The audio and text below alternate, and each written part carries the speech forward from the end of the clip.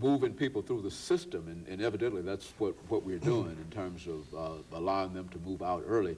It means that if we keep them in longer, it will also mean that we'll have a greater financial commitment, does it not? There's no question that, that in order to do what I'm talking about, it's going to require some financial commitment to have additional cells. It's perhaps not as much as you might immediately think because, of course, you do have criminals who are just on a revolving door. They're in, they're out, they're back in again. And I think it's clearly in the public's interest to just keep them in a little more. But there's no question that it would require that. It costs, in a modern, well-designed prison, it costs about $39 a day to keep someone there. But when you have violent criminals, I mean, it's a lot of money, but it's something you have to pay, and I think, frankly, the public is very willing to pay that to keep, especially violent criminals, off of the street and out of the schools. You know, we've often connected crime with the drug problem, and indeed there is a real connection. And we're talking in terms of the statewide efforts. Now, how do you see the drug problem from a state perspective, and what could we possibly do in terms of trying to turn it around? I think that the drug problem, you are exactly right, appears to be at the heart of a lot of these crimes that are committed. Part of it is enforcement, trying to keep drugs out of the state.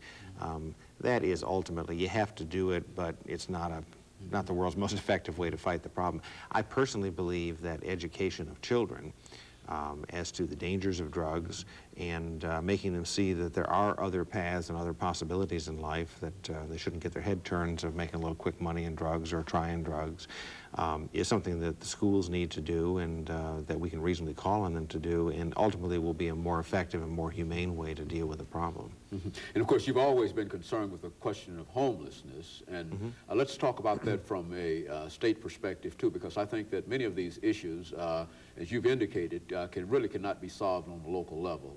As a matter of fact, many of them probably require national attention more than anything. Yeah, I would say probably in the case of homelessness that it is a national problem and a local problem. It's probably that single one is probably less of a state problem. Certainly here on the local level, you know, we've tried hard to make sure that people are at least fed and decently clothed and housed when the weather is cold anyway. And have tried hard to get some help into the hands of people who are homeless because they have substance abuse problems in particular.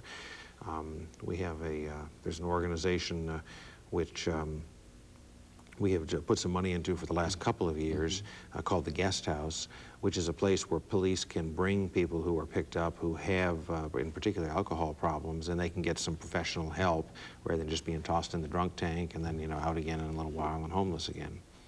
You know, you've been throughout the state of Tennessee and doing your efforts, what have you found the majority of the attitudes to be about what's going on in the state of Tennessee when you talk to people in East Tennessee, West Tennessee, Middle Tennessee? I mean, what are some of the attitudes in reference to what the state ought to be doing? It's interesting. This is a very big state. I'm discovering that. And there are obviously some regional differences and so on, but basically people have got a lot of the same concerns.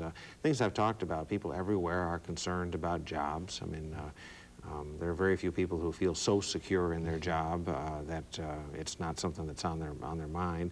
Crime is a problem. It used to be a big city problem. It isn't anymore. It's small towns and rural areas are just as concerned as someone is in Nashville. TennCare. Healthcare for poor people in particular is on a lot of people's minds right now. There's a lot of controversy about it, and people want to talk about that. In public education, always, particularly people with children, of course, in the system are very concerned about having a good public education system. That's been the window on opportunity for a lot of generations of Americans, and people want to keep it that way. Well, what are they saying about the TennCare system? And again, why don't you... I can't repeat that entirely. Very good. But why don't you summarize for our viewers this morning some of your views in reference, we've got about 10 minutes, some of your views in reference to TennCare and the health area, because that is indeed one of the areas that you've got tremendous expertise. And let's talk about that for the last Well, basically, the TennCare system, the idea of using managed care to to provide care to persons who would otherwise be on Medicaid or who were indigent is basically a sound idea. It's been used in various ways in other parts of the country successfully. Arizona has a very successful program, for example. And so I guess I would start out by saying I commend the governor for picking this up. I think it's something he could have just punted on to the next administration, but he's grabbed something which is kind of a nettle and is trying to make it work. The program was implemented very quickly, and a lot of the problems it's having are really the problems associated with just trying to do everything very, very quickly. It also has probably has had less provider involvement, doctor and hospital involvement in the design of it than it should have had in retrospect. And getting that input, making sure that pharmacists and doctors and hospital administrators have their say, as well as lawyers and accountants about what it looks like, is an important next step.